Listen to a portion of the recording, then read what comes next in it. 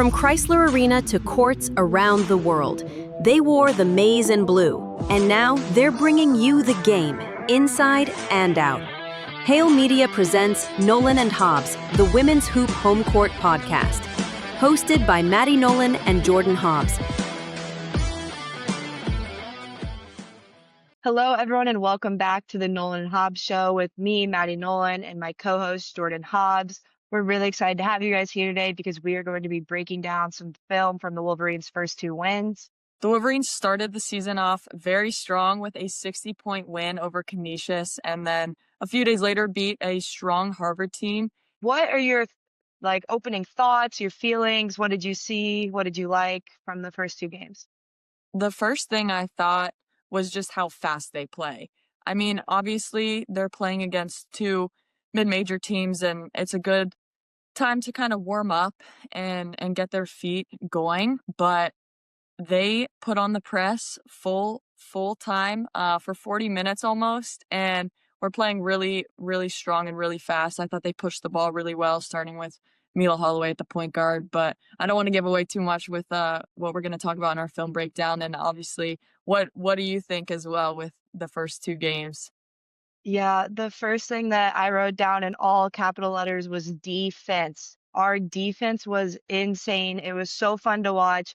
Forcing 45 turnovers in the first game is just insane work. And if you guys have been following Michigan women's basketball for long, you know Coach Rico loves defense. It's a big part of how you're able to earn time on the floor. So I just thought the Wolverines came out with two very strong showings in the first two games of the season.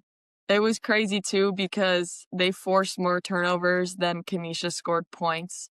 And I was just like, man, they put it to them. I kind of felt bad for Canisius, but Coach Rico, I mean, she's got a lot of pressure on her this year. And I think she really just wanted to make a statement in the first few games and show what she's going to bring to the court this year. Like Jordan and I talked about, the Wolverines are fast-paced, causing lots of turnovers, which has allowed them to average 92 points per game in the first two games, as well as averaging 17.5 steals and 17.5 assists. So not only are they turning up the pressure on defense, but they're sharing the ball offensively, which has just been really fun to watch. And as we talked about a few episodes ago, Maddie and I were about 80% correct on the starting lineup. We were 4 for 5. Sofa Connick got the start. It seemed as though Kendall Dudley was out the first game and came back and got some minutes in the Harvard game.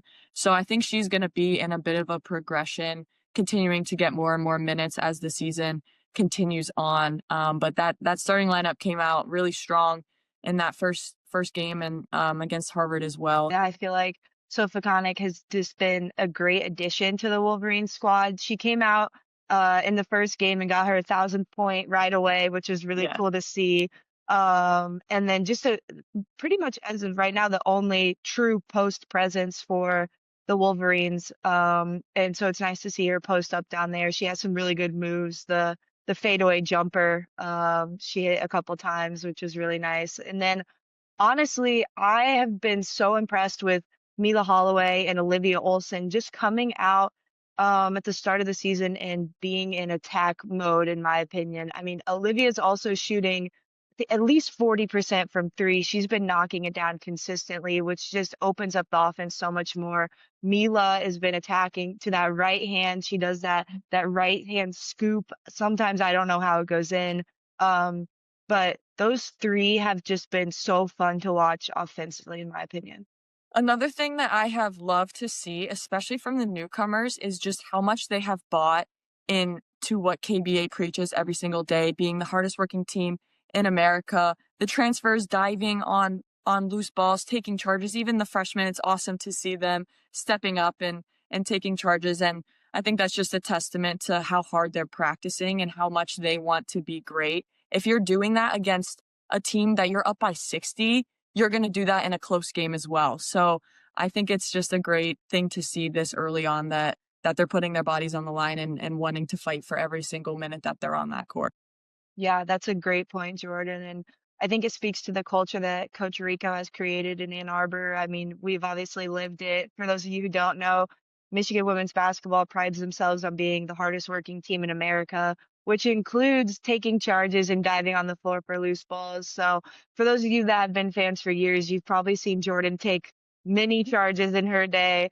Before her is Emily Kaiser, maybe a couple flops by Jordan, but she got the calls. And it's a momentum changer and something that Coach Rico really values. So like Jordan said, it's been really cool to see everyone buy into that, and you can see the excitement when someone takes a charge or dives on the floor for the loose ball.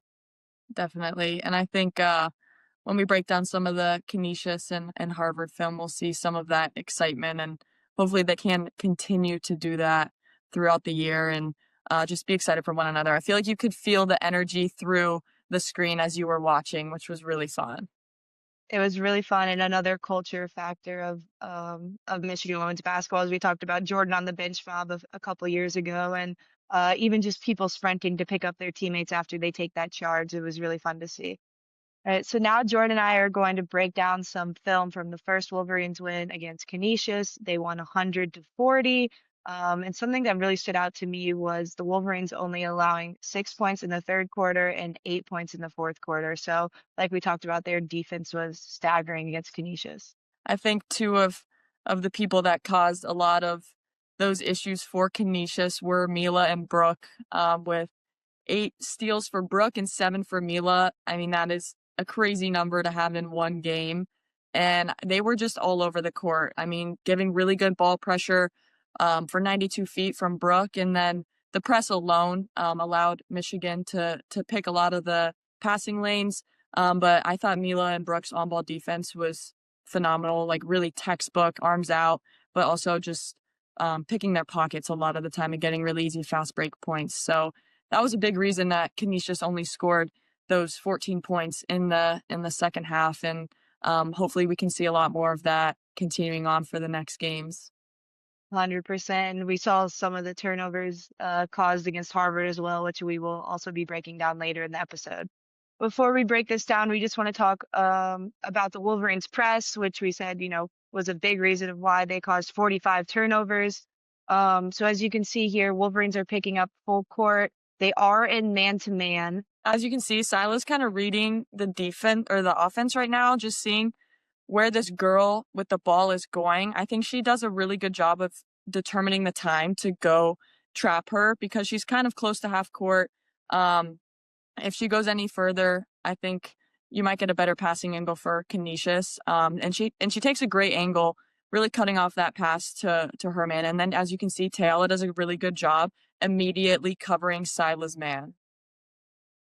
Taking away the first pass is key, and then Brooke with one of her 7 steals coming out, and Wolverines scoring on that one pretty easily.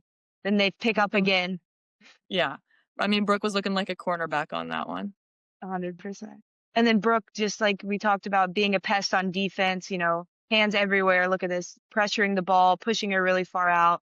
Then, like we talked about, hardest working team in America, diving on the floor for a loose ball and getting that jump ball and an extra possession for the Wolverines in this. I just know Coach Rico was so excited on those 2 plays. So you see here, even off a missed free throw, Brooke is picking up full court. Olivia's following behind, just trying to get this trap here. And then honestly, I'm just going to go back because, so you see here, you got Brooke and Olivia on the trap. Unfortunately, the girl gets free. She had a really strong rip.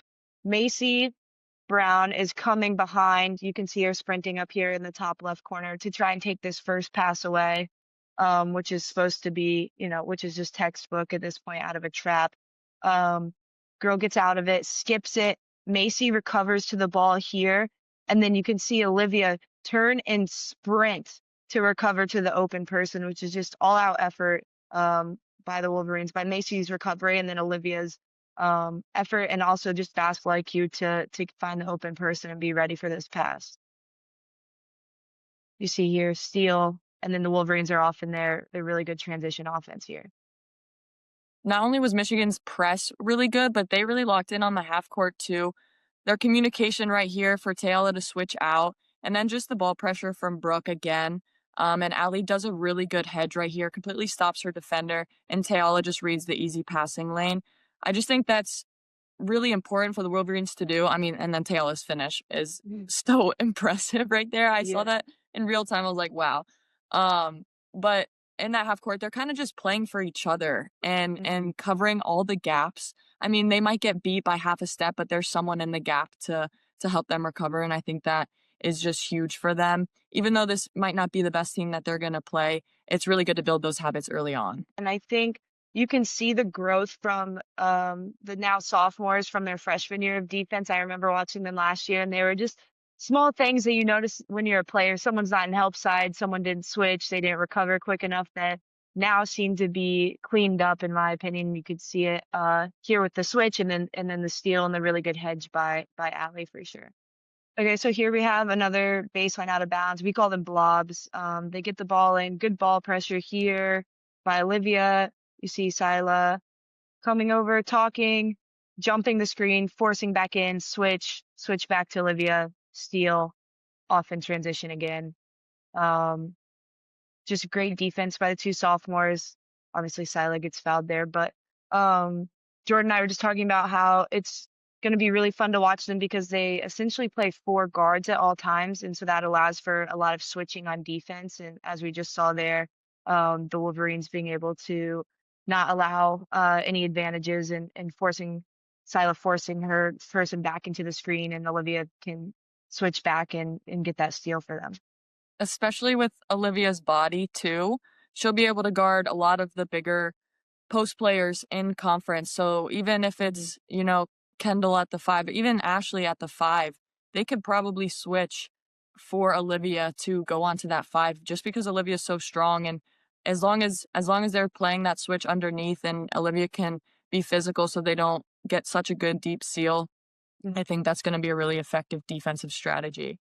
Yeah, and offensively, Olivia on the post up has been really fun to watch too. Just another mismatch that I'm excited to see how they can work that into the offense throughout the season. So obviously we just saw the Wolverines full court press. Their half court defense has been really impressive, but something else that was really fun to watch was their transition offense and how quickly they get the ball out. We already highlighted the quickness of the transition offense against the steals, but we're about to watch a clip of getting the ball out quickly after a made basket. Yeah, it's impressive how Brooke can take the ball out so quickly, and Mila immediately has her eyes up. Olivia's running the floor, and they get a great shot, and Olivia gets sent to the free throw line. But even off of a made basket, the defense can set up normally. Most of the time, they can send their 5 back, but Mila does a really good job of finding the cross-court player that's running the floor really hard, and Olivia ends up capitalizing off of it. And it's going to be a fun, high-paced game the rest of the season as well to see, like we said, the Wolverines are averaging 92 points per game right now. I don't think it's going to stay that high, but with their quickness and transition offense, it's definitely going to keep a quick pace game the rest of the season, which will be really fun to watch. So here we go again, another transition clip off a missed shot now. Mila's outlet, looking ahead. You see Crockett sprint to the basket, which takes the defender with her and leaves Olivia open for a wide open 3. And as we talked about, she's shooting a very high percentage from 3 right now. Just another example of Mila having her eyes up and the Wolverines sprinting the floor.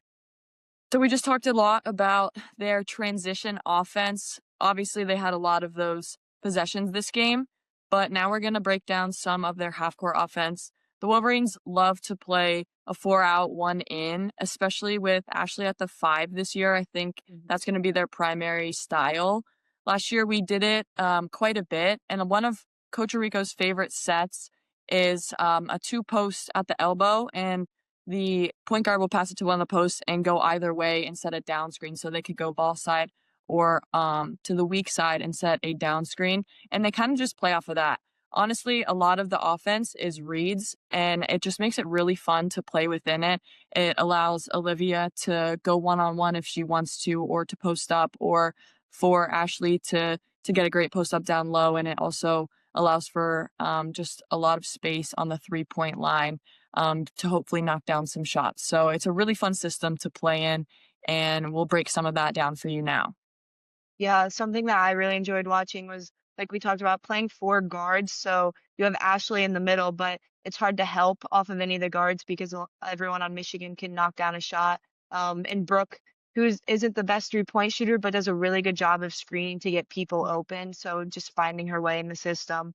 And like you said, it's basically everyone making reads off each other. So you can find people who are hitting shots that day.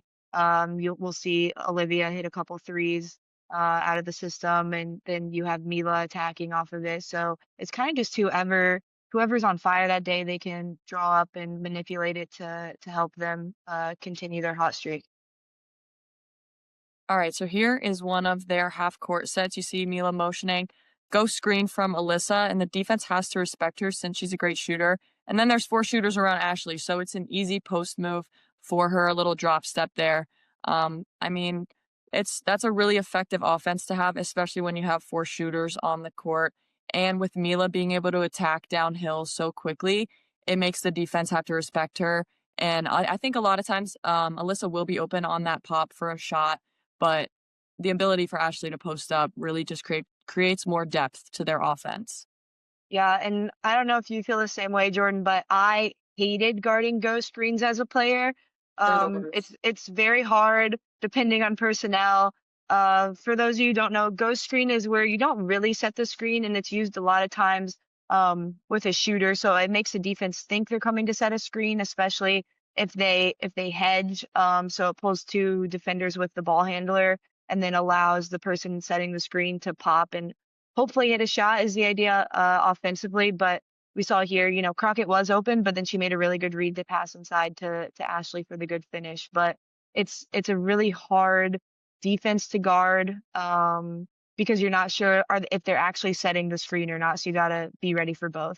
Yeah, and I think the on-ball defender has the hardest job in it because they have to switch their feet and force them into the screen, and then there's no screen, and so you're a step behind. And Mila's so fast that she's going to make them pay a lot of the time for that. All right, so here we are again, another half-court set. This time, Crockett's going to set a down screen for Mackenzie, also a great shooter, so they have to respect her. Drive, kick for Crockett, great shot by her, and then really great offensive rebound by Ashley. But just showing again, it's going to be tough to guard with this screening action because especially Crockett's playing the post right now, or playing the 4. So she's going to have a bigger defender on her. They don't necessarily want to switch onto a guard like Mackenzie because she'll have the quickness to beat them. And then you see the advantage here that Crockett has on the 3-point shot, and she's going to knock that down majority of the time. Yeah, I thought Mackenzie made a really good read and a quick read when she saw Alyssa's defender helping all the way down at the block and was just able to make a sharp pass right into her shooting pocket. It's really impressive from a freshman to be able to do that in her first few minutes on the court. Yeah, especially a freshman who probably could have taken that pull-up jump shot. And I've heard, she's in the gym all the time. She's perfecting her craft, but just a knockdown shooter as well. So for her to be unselfish and have that IQ to know where Crockett is was really big. All right, here again, we're going to see the same action as before. It's kind of like a ghost screen, and Mila reads it and gets a great downhill drive. Again, with Crockett being such a good shooter, they can't really help on that screen. They can't hedge or play low and give Alyssa a wide open shot. So Mila takes advantage of the space that she has and makes a great downhill drive. Yeah, and I think it shows the impact that Crockett has, where the first time she got a wide open shot, so now the defense is thinking, all right, well, I can't help off this because I'm going to get in trouble, basically, if I let Crockett have a wide open 3 again. So she stays with Crockett. And as you talked about before, defense fixes their feet, giving Mila a little bit of a head start. She doesn't need any head start to begin with. So just a great layup and a great read by Mila this time to take it all the way herself. Mm-hmm. So half-court offense again. This time you see Allie setting a down screen for Olivia, back screen for Mackenzie, handoff, and then Mackenzie setting a back screen, wide open 3. So just to go back here for a second, I just love the offensive movement by everyone on this. It's so hard to guard. You're going to have a lot of communication, so many screens to try and get through. Starting off with this one, getting Olivia open, right? Then you have this back screen, which is supposed to get Mackenzie's defender late, which it does, handoff. And then now you have Mackenzie, a great shooter, setting a back screen for Olsen. So they're going to have to decide if they switch. Now there's a mismatch for Olsen to post up. If they don't switch and they both go to the ball, like we're about to see here, Mackenzie gets a wide open shot. So just really good action by the Wolverines overall. So you see Mackenzie's person stays in, help, and she's getting a wide open 3-point shot, which is a great look. And then Brooke doing what Brooke does, getting offensive rebound, kick out for an Olsen 3, money, as we've been talking about. Okay. So now we're going to continue on our film breakdown to the Harvard game, another Wolverines win. But something that just made my heart happy, and I'm sure for you as well, Jordan, was to see Coach Moore back in Ann Arbor. Coach Moore was an assistant coach during our Elite Eight season. She coached both Jordan and I.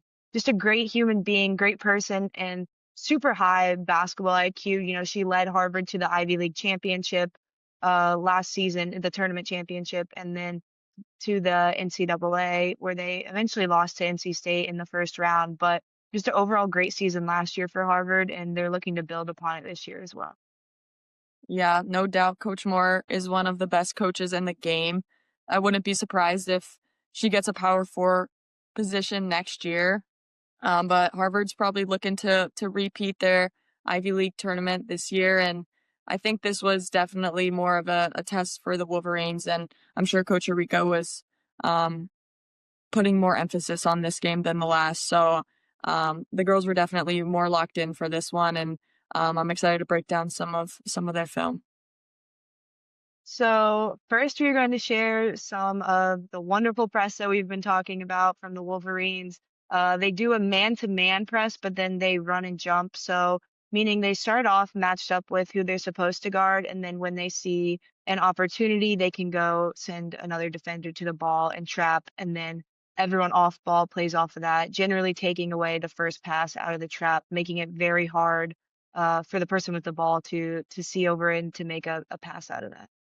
Another highlight of the Wolverines' first two games was their transition offense. A lot of it caused by their press and their defense, but even off of missed shots, made shots, they're pushing the ball. Mila's doing a great job of keeping her head up and looking ahead for everyone running the floor, and the Wolverines are doing a great job of running the floor hard, spacing, and knowing where to find each other. So we've talked a lot about the Wolverines transition offense, which has been the biggest point of focus since they have been causing so many turnovers. It's been easy for them to push the ball in transition, but there have been some really good clips of half-court offense. The Wolverines are running a 4-out-1 in most of the time, with Ashley in the middle at the 5 primarily. It's really fun to watch, though, because they get to make reads themselves and find the hot hand, whether that's Olivia the last few games has been shooting the ball really well, or Mila has a lot of room to attack. And I think it's just a really fun offense to play as a player. And I did it the last 4 years, and it's just really fun to have that freedom and be able to make those reads. So we will watch some of those clips now. The last category that we want to highlight is half-court defense. I think the Wolverines have done a great job in their first few games of helping one another out, helping the helper, just staying in the gaps. They've caused a lot of turnovers, and a lot of that is due to their press, but they have forced a lot in half court as well. They've done a great job on hedges and ball screens, as well as just being on the backside and being ready to take charges or help on the roller. Yeah, and something to think about when we talk about half-court defense is the length of the Wolverines and the fact that they're primarily playing 4 guards most of the time, so their ability to switch a lot of screens cause a lot of havoc for the offense. All right, so the Wolverines are in their press. You can see, well, you saw for a second there, it was man-to-man. Still man-to-man right now. Mackenzie sees an opportunity, is going to double the ball. Brooke taking away the first pass, Olivia playing in between. And then Kendall does a great job of playing in between, not allowing a layup and forcing a 3. And then Brooke's in there on the glass to get the rebound. I think just one little thing that they can improve on is closing that trap. If they can keep that girl in the corner, in the backcourt, they're either going to get a 10-second violation or a turnover in the air. I also think it's really important that they're almost lulling the offense to sleep and making them feel comfortable. And then boom, Mackenzie is coming to trap. I think that's really effective for a press. Yes, 100%. And something that we've talked about as players throughout our career, you know, there's a couple of reasons why people press. One is obviously to get turnovers, as we've seen the Wolverines do. Another is to speed up the offense. So, you know, making them take quick threes and getting the rebound and being able to push is a thing for the Wolverines. The third is taking time off the shot clock. With the shot clock at 30 seconds in women's college basketball, if you can force 8 seconds off, now you're only having to play 22 seconds in the half court, which gives, it's a lot harder for Harvard or whoever the Wolverines are playing to get into their sets. Here they go again, kind of just lulling you to sleep. Mackenzie makes that girl pick up her dribble, and then the ball pressure. Great switch by Mackenzie, and Brooke does not give up on the play. There you see a 10-second violation. But I think just their relentlessness in the press, they're continuing to pursue the basketball, continuing to make the right reads on the trap. I think one of the most important things that they've been doing is the location of their traps. Almost all the time, they're right before half court. It's almost like a square that their defender is in, and they can't step any direction because they're stepping out of bounds, or they'll get an over and back, or they're cornered by the Michigan players. And I think another great thing that they've been doing is obviously, like you said, Jordan, where they're trapping, but how they're trapping. They're coming with their hands up, which makes it so much harder. Even if you do get a pass off, it's easier for the Wolverines to get a deflection. Wolverines still picking up here, but look how high they make Harvard start their defense, almost at the half court line. Very hard to get into anything out of this. You have the ball screen, the switch by Sila and Brooke. Great switch. Crockett denying. Great defense here. Macy helping Crockett a little bit on the post up, and then great closeout, forcing an air ball. Yeah, just overall, the movement by the Wolverines. You see, we talked about Macy being in between her player and trying to help Crockett on the post up, and then a great closeout by her. That's a great point with them starting the offense so high. And again, that press slows them down. Not really slows them down, it actually speeds them up, but it makes them play with 20 seconds left on the shot clock. I mean, they took that three-pointer around 8 seconds, and that was only 2 passes into the offense. So once again, that's a great point that you made about the press, just wanting to speed teams up and make them take quick and not great shots. Mila recovers really quickly, and then Ashley gets in really good position to hedge, really strong. She takes that offensive player all the way to the half-court line, and then on the backside, you could see Alyssa being in help side, getting ready to take that pass away if they were to pass it to Ashley's man. And then just great ball pressure, selling out once again. Hardest working team in America, just living by that culture, trying to get the loose balls, and Sila tracking it down all the way down the court. I just think that's a great defensive possession where the backside is helping for the person who's hedging, and then they're playing it through the whole 30 seconds. I mean, there's 2.2 seconds on the shot clock left, and they're diving on the floor. Yeah, and as you mentioned, Ashley with the great hedge, pushing the offensive player all the way almost to half court, gives Mila time to recover on the hedge, and then Mila diving on the floor for a loose ball, or tapping it away, and Sila coming to dive on the floor. Great Michigan women's basketball right there. Here we are, Wolverines half court, the down screen again for Olsen, getting her open on the wing. Back screen for Sila. Handoff now. And then this time, instead of getting an open shot, we have Mila attacking off the screen, and that classic right-hand layup right there. As you can see in the Canisius game, Mackenzie got a wide open layup.